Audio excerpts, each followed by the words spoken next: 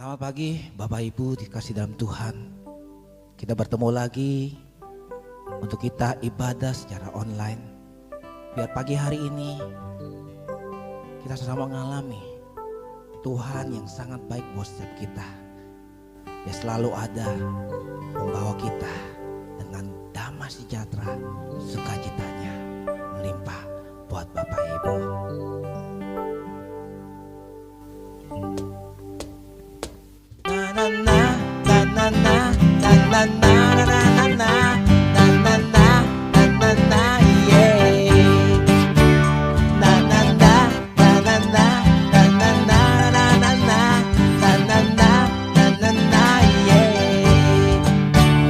Ku masuk ke dalam hadirat Tuhan dengan nyanyian baru, membawa korban ucapan syukur bagi Rajaku, memuji, menyembah, berdoa, menari, melompat bagi Tuhan. Anggur baru dicurahkan, berkatnya dilimpahkan bagi mereka yang mengasihi Dia. Damai sejahtera Dia berikan, sukacita ku dapatkan, sebab Engkau Allah sumber segala. Na na na na na na na na na na na na na na na na na na yeah. Na na na na na na na na na na na na na na na na yeah. Ku masuk ke dalam hadirat Tuhan dengan nyanyian baru, membawa korban ucapan syukur bagi Rajaku, memuji, menyembah, berdoa, menari, melompat bagi Tuhan. Anggur baru dicurahkan, berkatnya dilimpahkan bagi mereka yang mengasihi Dia. Damai sejahtera Dia berikan, sukacita ku dapatkan, sebab Engkau Allah sumber segalanya. Anggur baru dilimpahkan, anggur baru dicurahkan, berkatnya dilimpahkan bagi mereka yang mengasihi Dia. Damai sejahtera Dia berikan, sukacita ku dapatkan, sebab Engkau Allah sumber segalanya. Sebab Engkau Allah, sebab Engkau Allah sumber segalanya. Sebab Engkau Allah sumber segala. Na na na na na na na na na na na na na na na na na na yeah. Na na na na na na na na na na na na na na na na yeah. Oh ya, kami bersuka Tuhan karena Engkau Allah yang selalu ada bersetiap kami. Kami bersyukur Tuhan, kasih setiamu melimpah buat setiap kami. Wow. Saya percaya Tuhan, ini waktumu Tuhan bekerja buat setiap kami. Wow.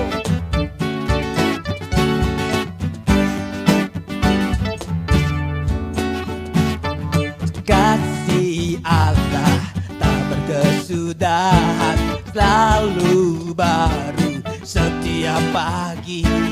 Rahmatnya pun tak pernah berakhir seumur hidup. Kasih Allah, kasih Allah tak berkesudahan, selalu baru setiap pagi.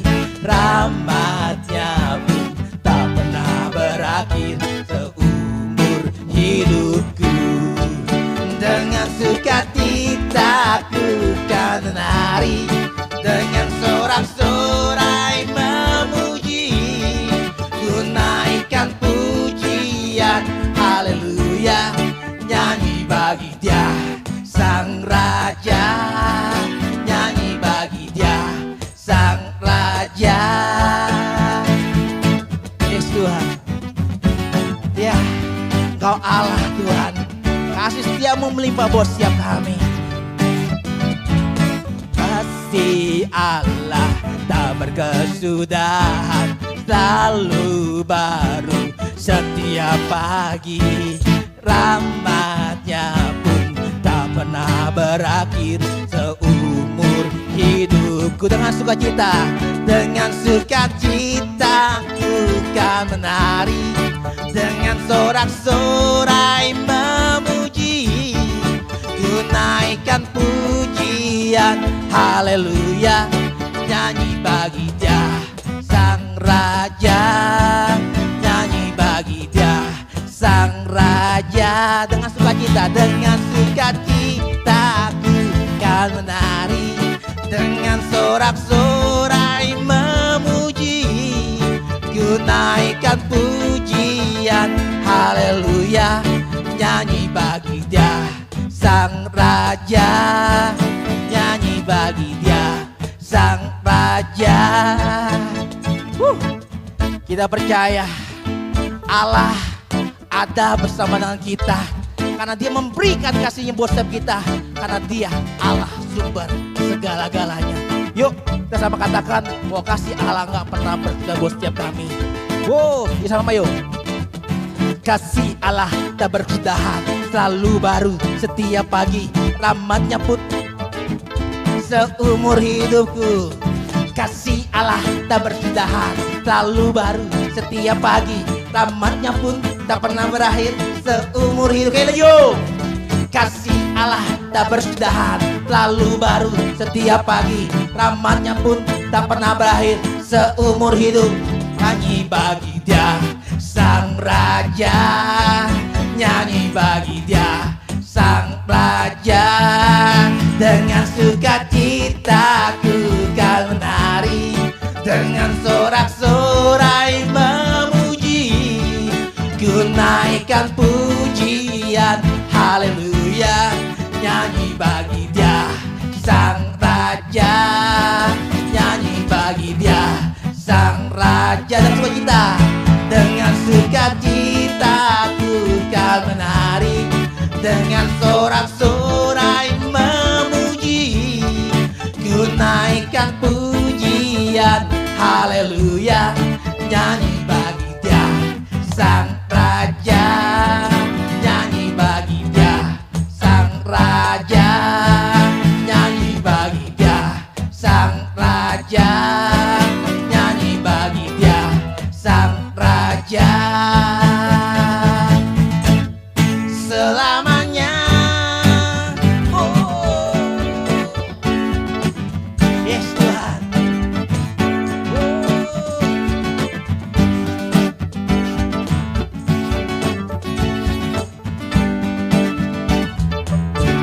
Yes Tuhan, Engkau Allah yang selalu bersama dengan setiap kami. Kami tahu Tuhan, waktu kami berdiam dalam hadirat-Mu, kami merasa tenang. Biar Tuhan, pagi dan siang hari ini, biar Engkau saja disukakan dari penyembahan setiap kami. Yes.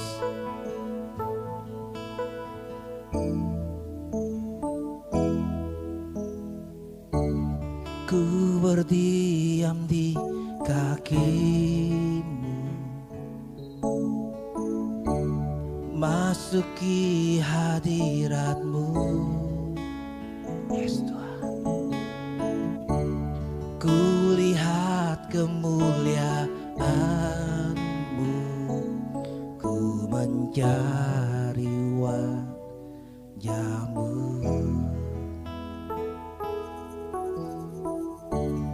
Ku berdiam di kakimu, masuki hadirat-Mu, kulihat kemuliaan-Mu menerangi hidupku.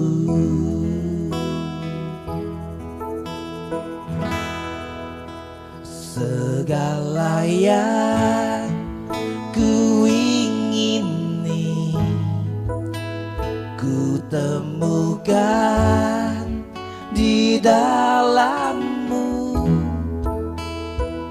kasih-Mu, cinta-Mu tak pernah berhenti. Segala yang ku ingini ku temukan di dalam-Mu, kasih-Mu, cinta-Mu tak pernah berhenti. Yes Tuhan.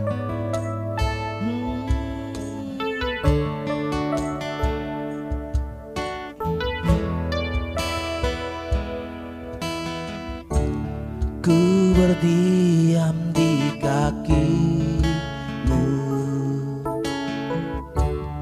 masuki hadirat-Mu,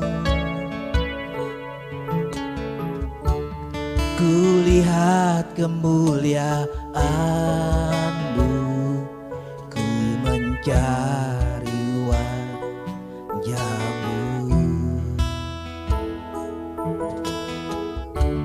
Ku berdiam di kaki-Mu, masuki hadirat-Mu, kulihat kemuliaan-Mu menerangi hidupku. Segala yang ku ingini ku temukan di dalam-Mu, kasih-Mu, cinta-Mu tak pernah berhenti. Oh, segala yang ku temukan di dalam-Mu, kasih-Mu,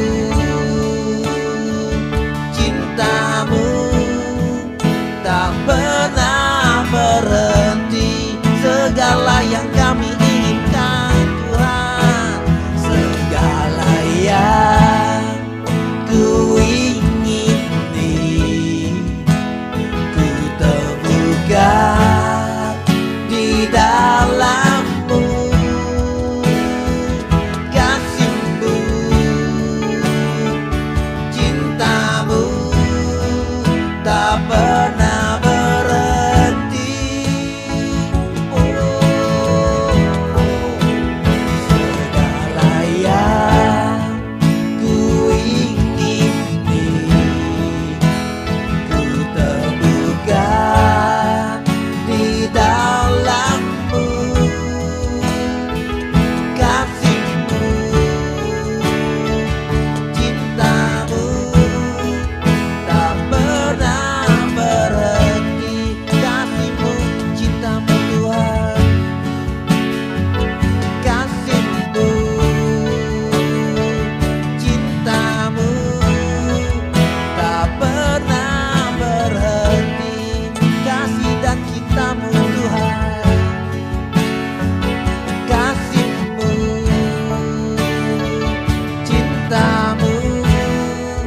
tak pernah berhenti. Oh, kasih-Mu Tuhan tak pernah berhenti. Kami bangga memiliki Allah seperti-Mu Bapa. Terima kasih, terima kasih. Oh, ya Tuhan, Engkau Allah yang besar. Terima kasih buat penjagaan-Mu, buat setiap kami Bapa. Kami bersyukur. Terima kasih, terima kasih Tuhan. Kami bersyukur.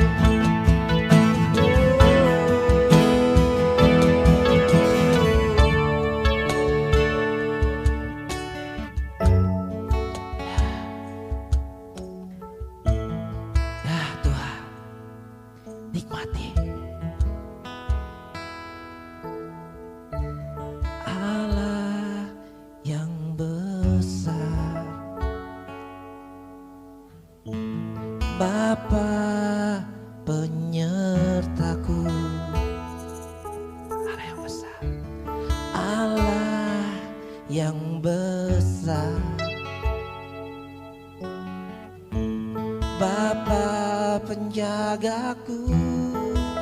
Allah yang besar, sama katakan Allah yang besar, ya. Bapa penjagaku, Allah yang besar, Bapa penjagaku, Allah yang besar. Oh, Allah yang besar, ya Tuhan. Bapa penjagaku, Allah yang besar. Oh, Allah yang besar.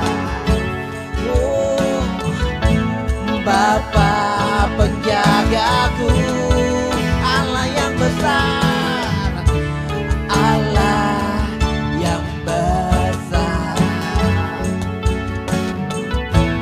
Bapa penjagaku, sekali lagi Allah yang besar, Bapa penjagaku, Allah yang besar,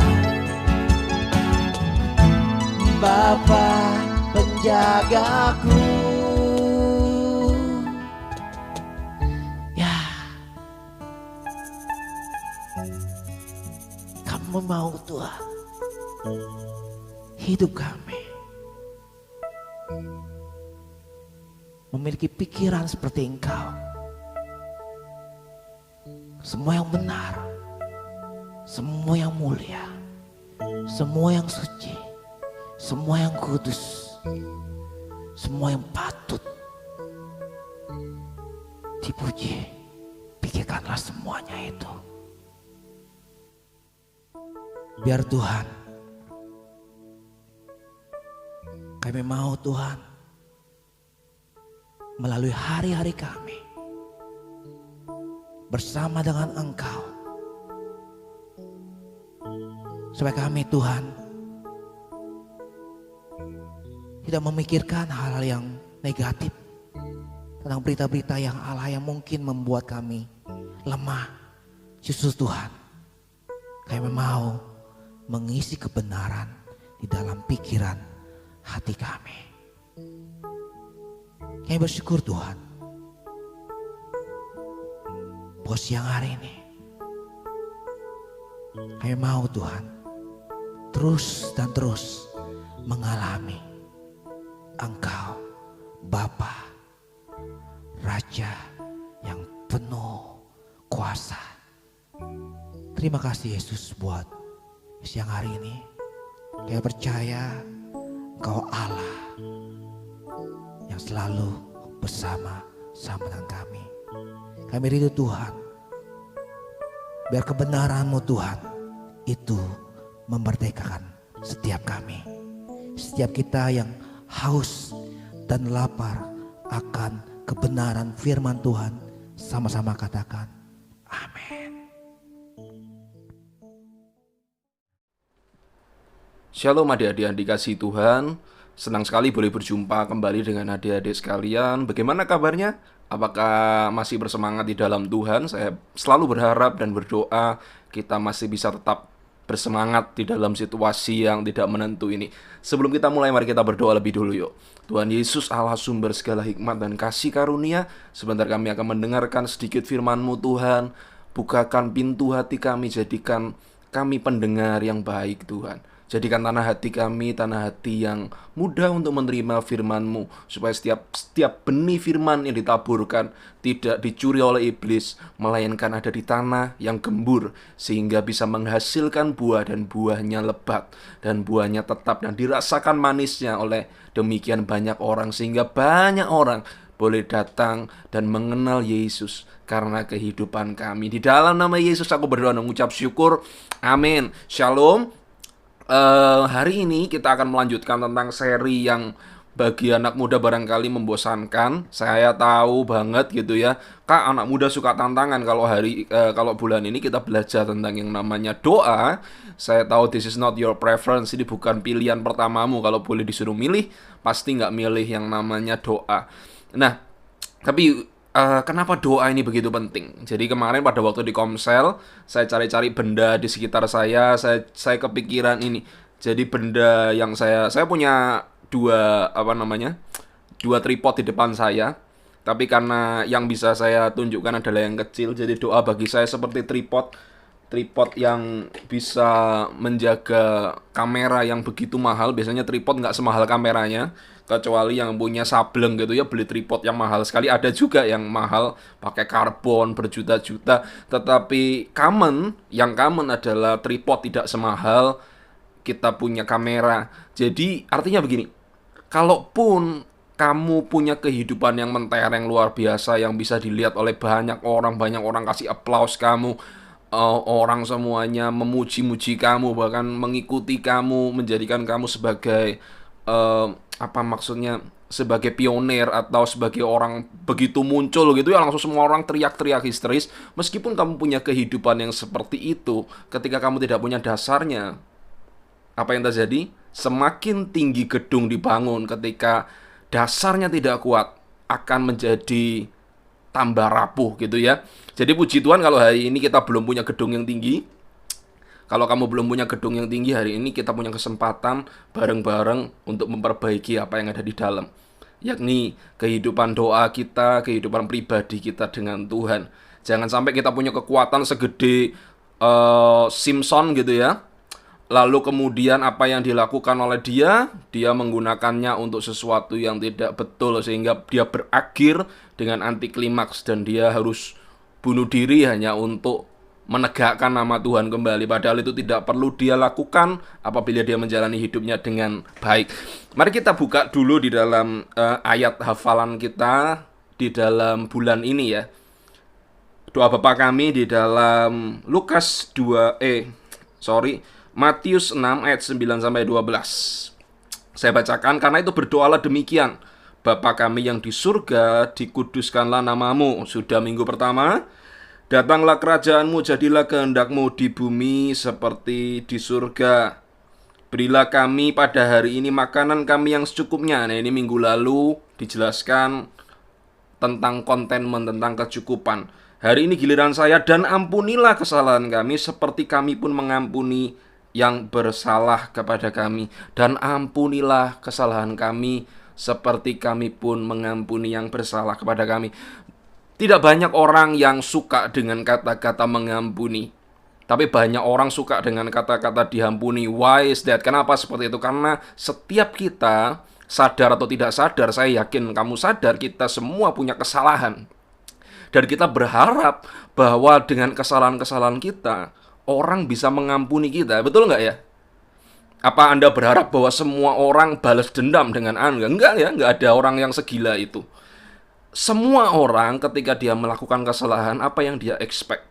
Dia selalu berpikir bahwa aku berdoa supaya aku bisa dimaafkan. Aku berdoa supaya aku bisa diampuni. Aku berdoa supaya orang ini dilembutkan hatinya dan memberikan give me a favor, memberikan aku kesempatan kedua bahkan supaya aku bisa bekerja bersama-sama lagi dengan dia. Enon dan berikutnya dan berikutnya.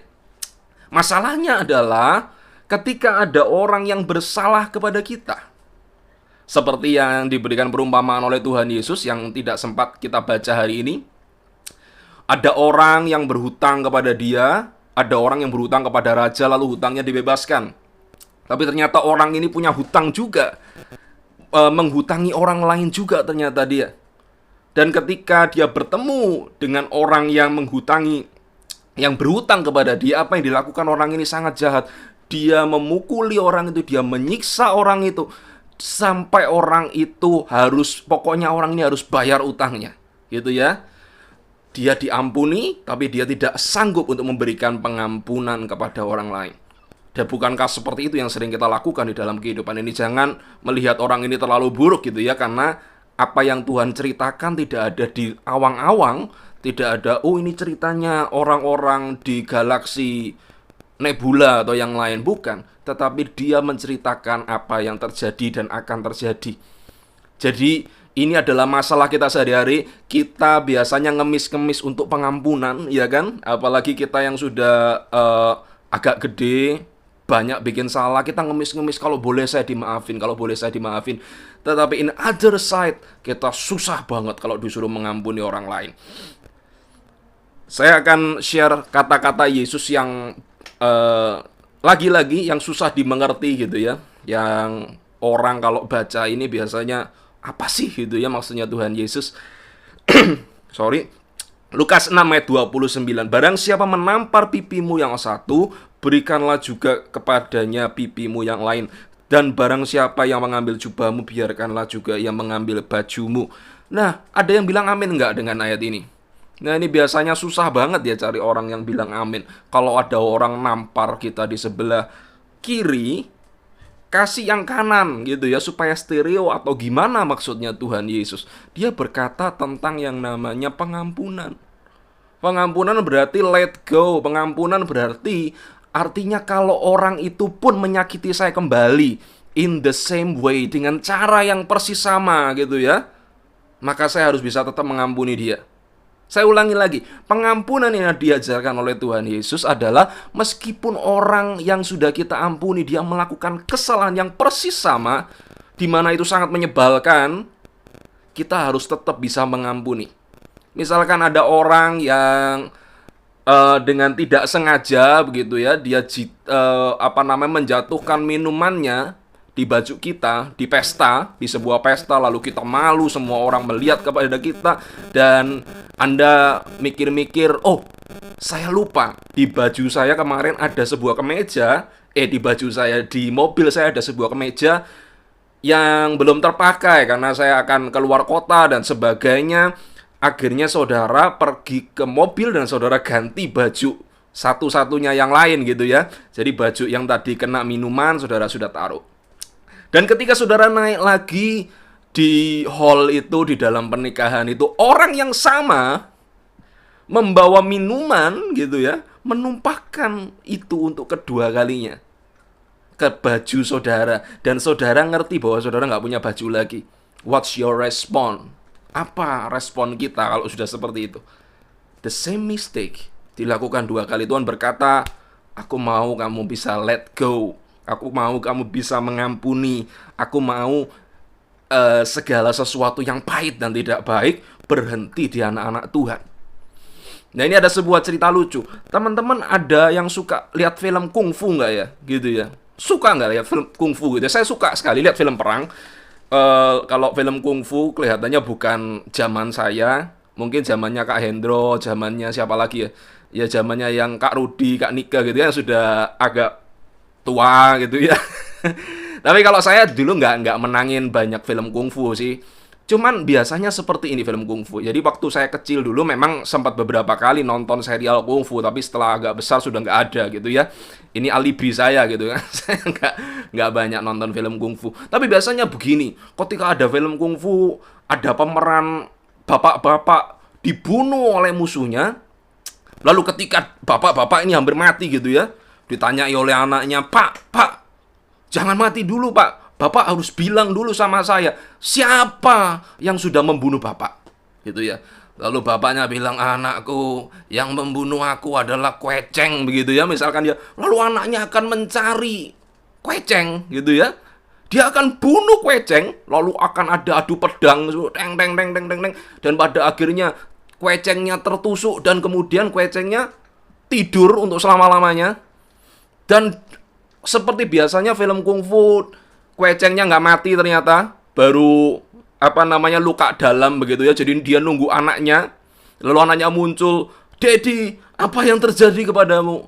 Lalu Kuecengnya bilang, tadi ada orang yang bunuh saya. Namanya adalah Alyong, anggap saja begitu ya, namanya Alyong. Lalu anaknya si Kueceng mencari yang namanya Alyong. Dan ceritanya seperti itu terus, seperti kereta api yang nggak berhenti-berhenti. Maksud saya apa dari cerita ini? Coba gitu ya, bapaknya yang pertama, bapaknya si Alyong itu nggak ngomong kalau yang bunuh dia adalah Kueceng dan dia memilih untuk mengampuni, even though dia kehilangan nyawanya. Barangkali si Alyong nggak perlu kehilangan nyawanya untuk membalas dendam. Bisa dimengerti maksud saya? Dan ini adalah hukum dunia. Hukum dunia adalah mata ganti mata, gigi ganti gigi. Seorang Nelson Mandela berkata kalau hukum mata ganti mata kita terapkan, maka orang seisi dunia ini bisa menjadi buta. Maka dari itu, kita harus membuat perbedaan bagi orang-orang di seluruh dunia. Kita sebagai anak-anak Tuhan harus menjadi benchmark, atau benchmark itu seperti apa ya? Sebuah prototype. Bukan prototype juga sih. Gini loh, misalkan kamu membuat air minuman gitu ya, saya sebut merek nggak apa-apa, minuman botol, gelas atau something yang sejenisnya, maka semua orang akan berkata seperti ini, enak mana sama Aqua ini, begitu ya. Misalkan ada lagu-lagu zaman sekarang, karena saya lagi banyak ngomongin tentang Beatles gitu ya, banyak yang bikin lagu-lagu begitu ada penyanyi yang begitu terkenal, kita biasanya tanya begini, lebih terkenal mana dia sama The Beatles atau Elvis Presley dan orang-orang yang ngetop di zaman itu, lebih kenal mana dia dengan yang namanya Michael Jackson dengan Jackson 5-nya, lebih terkenal mana? Jadi sebuah benchmark itu adalah sebuah standar. Seharusnya orang Kristen menerapkan standar pengampunan yang berbeda daripada orang dunia. Saya nggak tanya dengan orang dunia, karena dunia mempunyai hukum mereka sendiri yang tadi sudah saya katakan, gigi ganti gigi, mata ganti mata. Tetapi kalau orang Kristen melakukan just the same way seperti itu, alangkah memalukannya kita, karena kita tidak bisa melakukan apa yang Yesus ajarkan, terlebih-lebih lagi apa yang sudah Yesus lakukan. Loh, Yesus juga melakukan, yes it is.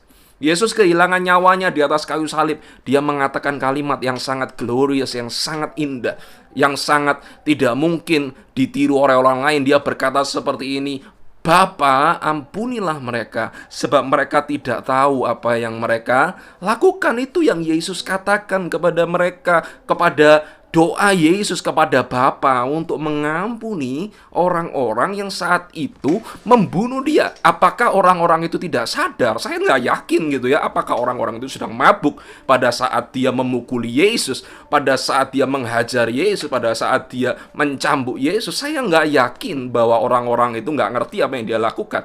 Mereka tahu exactly apa yang mereka lakukan, tetapi Yesus memilih untuk mengatakan, aku mengampuni dia tanpa syarat. Aku mengampuni dia meskipun dia melakukan hal yang salah di hadapanku. Dan itu nggak gampang, saya percaya gitu ya. Dan saya percaya bahwa apa yang Yesus lakukan seharusnya menjadi patokan di dalam diri kita. Kalau kita menghadapi masalah-masalah yang sama, kamu belum disalib kan, belum ditelanjangi kan, belum diolok-olok di depan orang banyak. Mungkin bagi banyak orang berkata seperti ini, kalau cuma diolok-olok saya bisa kak, saya tahan kak. Kalau cuma dipukuli saya tahan, Kak. Tapi kalau harga diri saya sudah diinjak-injak oleh orang, saya nggak tahan, Kak. Saya nggak bisa mengampuni orang model seperti itu. Dia sudah merendahkan harga diri saya. Yesus kurang apa lagi direndahkan harga dirinya? Dia raja segala raja, ditelanjangi, dan dia digantung di atas kayu salib sampai mati. Saya harus ngomong bahwa Yesus di atas kayu salib nggak pakai satu helai benang pun. Dan di dalam kitab Yesaya berkata bahwa dia sudah nggak mirip kayak manusia. Dalam posisi seperti itu, dipermalukan, dibully luar biasa, dihancurkan tubuhnya, Jesus can say, ampuni mereka ya Bapa, sebab mereka nggak ngerti apa yang mereka lakukan. Wow, amazing. Tentang pengampunan saya mencatat ada 3 hal. Saya berharap kamu bisa belajar dan bisa mempraktekkan ini supaya pengampunan ini bisa menjadi lifestyle orang percaya juga. Saya percaya ketika kita mengampuni, bukan hanya orang itu yang dilepaskan, tapi lebih lagi yang dilepaskan pertama adalah diri kita. Sehingga tidak masuk akal ketika ada orang yang sebelum mengampuni dia berkata kepada orang lain, kok enak aku mengampuni, dia salah sama saya, dia jahat sama saya nggak mungkin mengampuni dia. Keenaan dia. Padahal ketika kita mengampuni, apa yang terjadi sebetulnya adalah kita yang mendapatkan enak itu lebih dulu, karena kita dilepaskan dari belenggu yang namanya kebencian. Orang yang benci nggak enak ya, saudara bisa makan di restoran bintang 5, nanti habis PSBB kalau kamu punya duit, kamu bisa makan di restoran bintang 5, tapi kalau di depan matamu ini pingin balas dendam terus, kamu makan steak yang gold steaknya yang mahal-mahal, harganya jutaan, makan steak seharusnya enak, tapi di steak itu seperti ada print muka orang yang kamu benci terus. Mana enak hidup seperti itu? 3 hal. Yang pertama, lihat dengan sudut pandang Bapa. Dia mengasihi orang yang kamu benci. Bapa mengasihi semua orang yang pernah dia ciptakan, termasuk orang yang gak jelas yang kamu benci. Itu orang yang selalu berusaha untuk menyakiti hatimu dengan sengaja atau tidak sengaja. Saya sering berpikir seperti ini, memang lebih mudah bagi kita untuk mengampuni orang yang sudah meninggal, ya kan? Kalau orang yang sudah meninggal, ada 4 paku di peti matinya, it means dia nggak mungkin punya kesempatan untuk menyakiti kita kembali. Tetapi berbeda ceritanya kalau kita mengampuni orang yang masih hidup. Bisa terjadi seperti yang tadi saya beri ilustrasi, ketika kita ke pesta, lalu ada 2 kali orang menjatuhkan minumannya dengan cara yang sama, dengan tragedi yang sama. Dan itu mudah saja terjadi di dalam kehidupan kita. Orang-orang yang benci dengan orang tuanya masih hidup, mengampuni, sudah nangis-nangis, datang ke gereja, datang ke SPK, sudah betapa besar kasih, sudah nangis bombay gitu ya. Tetapi pulang lagi ketemu dengan ayahnya dan ayahnya menyakiti dia kembali. So, pengampunan itu tidak sekali jalan, pengampunan itu harus dilakukan over and over and over, terus-terusan harus tetap dilakukan. Tapi caranya adalah ketika kita melihat dengan sudut pandang Bapa. Misalkan saya mengasihi seseorang, saya pasti mengasihi apa yang dia kasihi. Saya mengasihi keponakan saya yang perempuan, yang mungkin sering kamu lihat saya foto, saya ajak ke gereja bahkan. Dia mempunyai sebuah boneka begitu ya. Kalau saya lihat boneka itu ada di bawah, bagi saya boneka itu nggak penting gitu ya. Saya cowok dan saya nggak penting dengan boneka itu. Tapi karena keponakan saya sayang dengan boneka itu, saya nggak bisa lihat boneka itu ada di bawah. Saya ambil dan saya taruh di tempat yang seharusnya. That's it. Kalau Yesus, kalau Bapa mengasihi orang itu, kalau Yesus mati buat orang yang menyebalkan hatimu, buat orang yang nggak bener tadi, buat orang yang nggak tahu diri itu tadi, maka kita juga kalau kita mengakui, gue mau cinta Yesus selamanya, buktikan cintamu. Caranya adalah dengan mengasihi orang-orang yang Tuhan kasih, seberapapun dia mendukakan hatimu. Sebelum dia mendukakan hatimu, dia sudah mendukakan hati Tuhan terlebih dahulu. Saya pastikan itu. Karena dosa adalah mendukakan hati Tuhan sebelum mendukakan hati korban yang dipikir adalah korban. Padahal korban sebenarnya adalah dari dosa, adalah Yesus. Nggak percaya, ngapain dia disalib di atas kayu salib untuk mati kalau dosa itu korbannya bukan Tuhan sendiri. Yang kedua, minta kasihnya Bapa. Kita harus memiliki kasih yang lebih besar dari objek kita supaya kita bisa mengampuni. Mengampuni itu bukan sebuah proses yang instan. Saya percaya mengampuni perlu yang namanya proses. Jadi sebelum kita bisa mengampuni, kita harus memiliki hati, kita harus memiliki kasih yang lebih besar dari objek yang kita akan telan atau kita akan kasihi itu.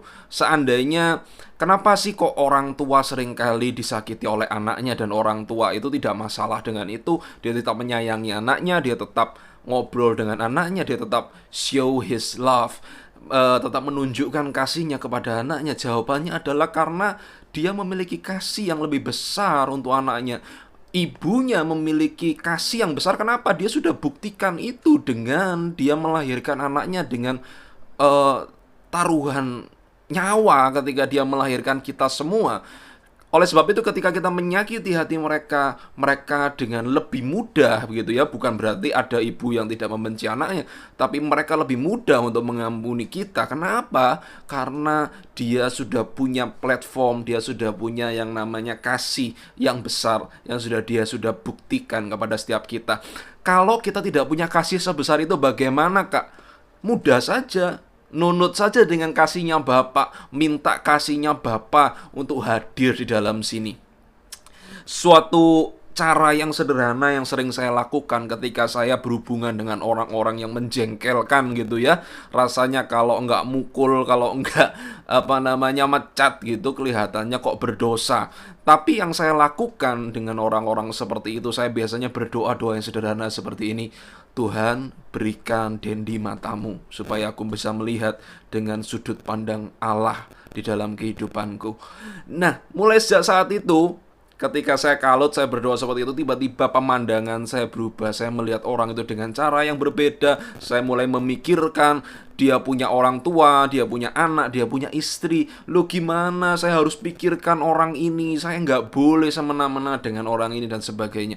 Kalau kita cuman melihat diri kita sendiri, kita pasti sukar untuk yang namanya mengampuni. Tapi kalau kita seperti yang tadi ya, kita minta God's eye view, kita minta sudut pandangnya Tuhan. Tuhan tolong dong installin sebentar aja, atau sampai selama-lamanya juga boleh. Saya ingin melihat dari sudut pandangnya Tuhan, bagaimana Tuhan melihat orang yang menyebalkan ini. Dan saya jamin Tuhan tidak mungkin berkata, ya udah deh lu bunuh aja deh, aku gak sayang dengan dia. Gak ada. Kalau Tuhan tidak mungkin membuat sesuatu yang tidak dia kasihi. Tuhan tidak mungkin membuat orang yang tidak dia cintai. Amin. Semua orang adalah buatan tangan Tuhan, so that gak mungkin ada orang yang tidak Tuhan kasih. Poin yang terakhir, poin yang ketiga, orang yang paling disakiti paling punya peluang untuk mengubahkan seseorang. Kalau kamu disakiti, congratulations, maka kamu punya kunci yang tiada duanya, yang tidak ada orang di muka bumi ini yang bisa pakai kunci itu kecuali kamu sendiri. Kunci buat apa, Kak? Kunci buat mengubahkan orang. Kunci buat membuat orang yang jalannya salah, dia bisa kembali lagi ke jalan yang benar. Banyak sekali cerita seperti ini. Kalau kamu disakiti oleh orang tuamu, berarti kamu adalah orang yang paling memiliki kans untuk mengubahkan orang tuamu. Kalau kamu disakiti oleh temanmu, maka kamu adalah orang yang paling punya kans untuk mengubahkan temanmu. Ketika engkau mengampuni dia, bukan hanya kamu yang akan bebas, tetapi juga orang itu bisa dilepaskan. Saya terangkan lagi, saya ingatkan lagi bahwa pengampunan tidak sekali jalan, tidak sekali jadi. Tetapi pengampunan adalah sebuah proses yang terus-menerus harus kita lakukan di dalam kehidupan ini. Mungkin saya berkata, yes, saya bisa mengampuni orang itu, saya bisa mengampuni orang itu, saya bisa mengampuni sanak keluarga saya yang sudah menyakiti hati saya. Tapi as for me, untuk saya mungkin dalam momen-momen tertentu dalam kehidupan saya harus memperbaharui apa yang sudah saya katakan sebelumnya. Nggak bisa kita rebah di SPK, sudah mengampuni, lalu kemudian kita melihat orang-orang yang menyebalkan lalu menjadi kebal. Nggak ada ceritanya begitu. Tetap orang itu nyebelin, tetap orang itu bikin kita gondok gitu ya.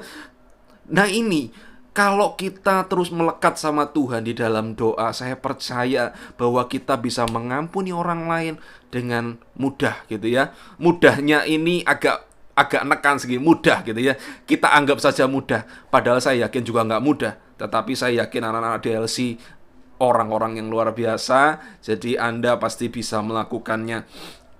Sebentar lagi saya akan tampilkan sebuah video. Video ini tentang ibunda dan ayahanda dari almarhum Ade Irma. Namanya kalau nggak salah begitu gitu ya. Nanti dilihat aja di videonya, kalau Kak Dendi salah, minta maaf. Jadi ibu dan bapak ini sebetulnya dia ini adalah orang tua dari korban pembunuhan. Tetapi diakhiri dengan sebuah konklusi yang sangat baik. Keluarga ini, ayah dan ibu ini hanya punya anak semata wayang yang namanya Ade Sarah. Dan dia tidak memilih jalan untuk balas dendam, untuk kesal, untuk memukuli orang itu dan sebagainya. No.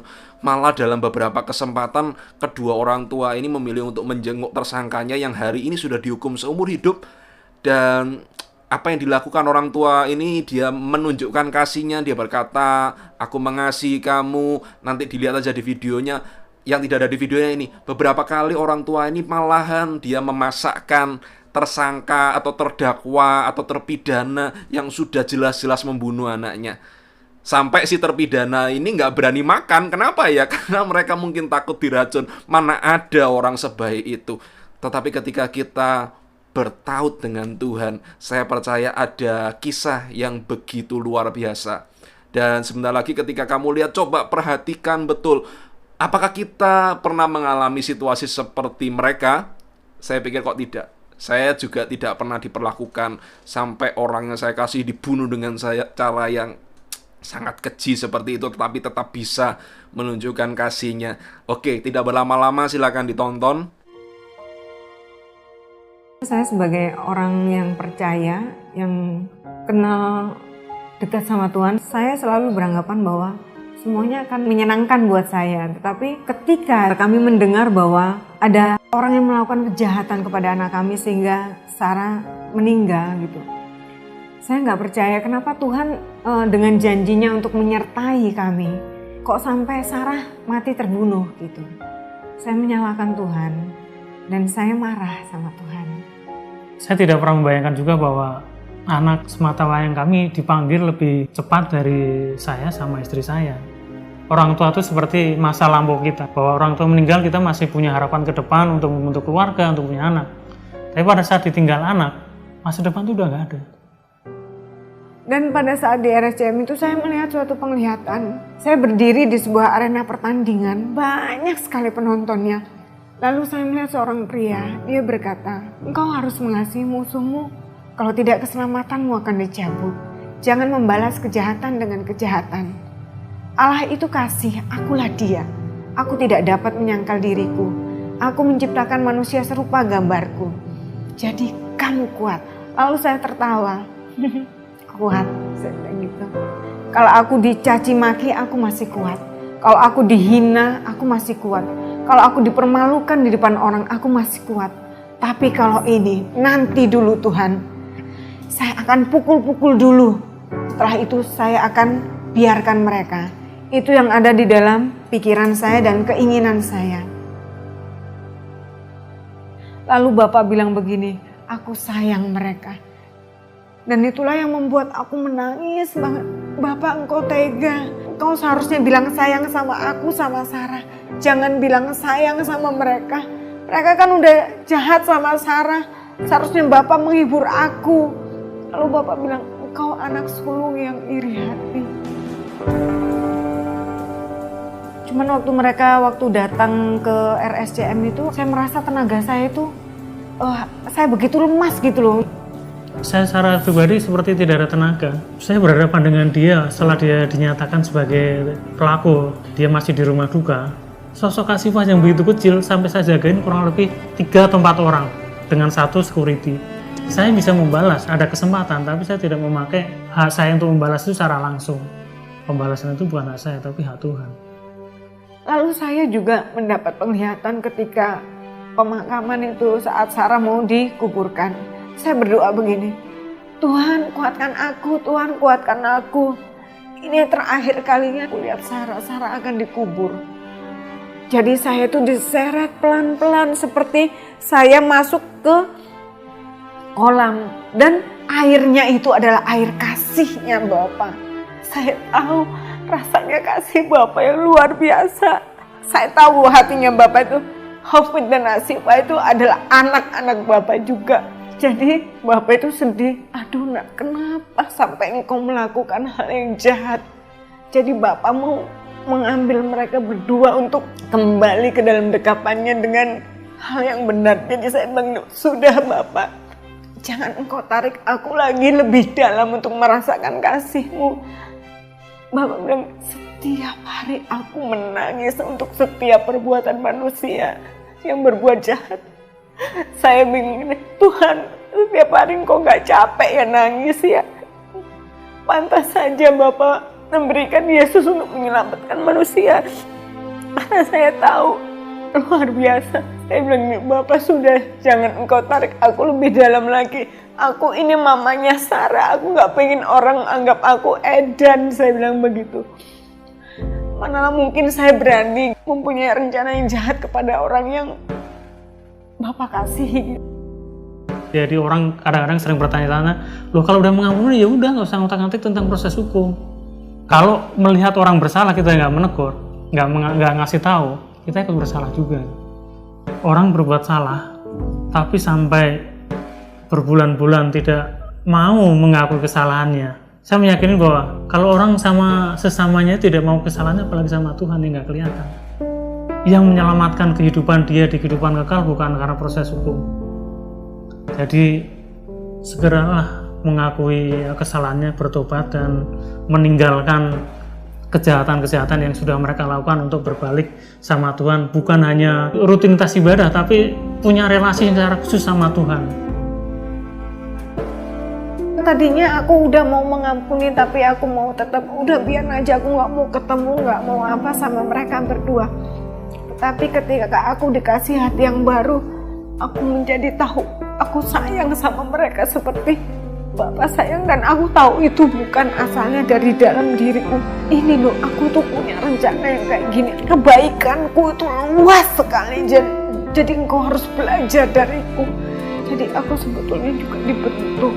Aku dan suamiku dibentuk gitu. Jadi Tuhan, ternyata engkau benar-benar luar biasa.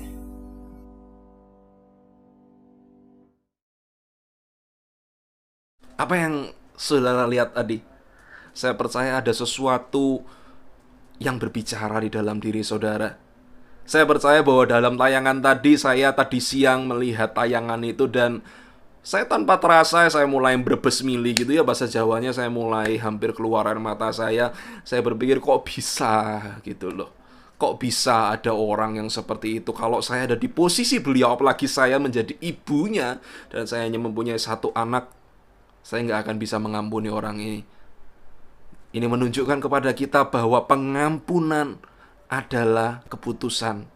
Pengampunan bukanlah kesempatan, pengampunan bukan masalah siap atau tidak siap. Kalau ngomong siap tidak siap, ibunda dari Ade Sarah tidak akan pernah siap, kita juga nggak akan pernah siap mengampuni. Tetapi pengampunan adalah sebuah keputusan, dan keputusan yang diambil hari ke sehari. Jadi hari ini kita ambil keputusan untuk mengampuni, besok orang yang ngeselin lagi kita ambil keputusan untuk mengampuni, besoknya seperti itu lagi kita ambil lagi keputusan untuk mengampuni, dan terus menerus seperti itu. Lalu kita minta untuk Tuhan to guard our heart, untuk menjaga hati kita, untuk menjadikan kita semakin hari semakin serupa dengan Kristus. Kristus itu like banget ya untuk mengampuni. Dia itu suka, maksudnya like, ringan banget untuk mengampuni. Dia itu setiap kali ada orang yang bersalah kepada dia, gampang saja dia mengampuni. Padahal ketika orang berdosa, sebetulnya dia sedang berdosa terhadap Yesus. Itu yang pertama. Tapi dia memilih untuk mengampuni. Di atas kayu salib dia berkata, "It's done," sudah selesai. Dia sudah mengampuni kita. Sebab itu Tuhan Yesus mengatakan, "Ampunilah kesalahan kami seperti kami pun mengampuni yang bersalah kepada kami." Dia mengajarkan kita doa ini karena dia tahu bahwa ada waktunya dia akan mengampuni kita dengan berkata, "Sudah selesai. Segala dosa-dosamu sudah selesai." Well, nggak fair dong kalau hari ini kita masih simpan dosa orang lain, kita masih simpan kepahitan dengan orang lain, kita masih bisa katakan pada orang lain, kamu harusnya berubah, padahal kita juga belum berubah. Kamu harus sempurna, padahal kita belum sempurna. Kamu jangan malas, padahal kita juga sering malas-malesan. Kenapa orang itu nggak adil, padahal kita juga nggak adil-adil banget. Since pengampunan adalah keputusan, hari ini saya mau tantang setiap kamu. Saya nggak berharap bahwa ada banyak orang yang menaruh tangannya di dada, tapi kalau kamu menaruh tangan kananmu di dada, pastikan kamu benar-benar sungguh-sungguh. Saya tidak berkata bahwa jalan ini, jalan pengampunan akan mudah. No, saya akan berbohong kalau saya berkata ini mudah. Mungkin ini akan membuat engkau tidak bisa tidur, yes. Mungkin ini akan membuat engkau setelah hari ini engkau sedih, yes. Sakit gak mengampuni, ya. Tapi lebih sakit ketika engkau menyimpan dendam. Kalau engkau yang mau, engkau taruh tangan kananmu di dada. Come on. Holy Spirit is in this place. Dia tidak terbatas ruang dan waktu dimanapun engkau berada. Hari ini kalau engkau mau melepaskan pengampunan terhadap seseorang, hari ini katakan namanya. Tirukan doa saya, Tuhan Yesus, aku mau mengampuni. Sebutkan nama orang itu. Yes.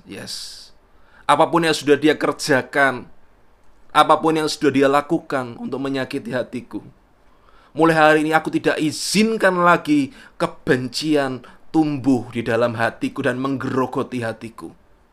Aku mau letakkan segala rasa benci, segala rasa kesal, segala rasa ingin balas dendam di bawah kaki salib Yesus. Kalau Yesus berkata, atas dosa-dosaku sudah selesai, Yesus tidak mengingat-ingat lagi, tidak ada season 1, season 2. Hari ini kami mau berkata, Tuhan, untuk setiap mereka yang bersalah kepada kami mau berkata, sudah selesai.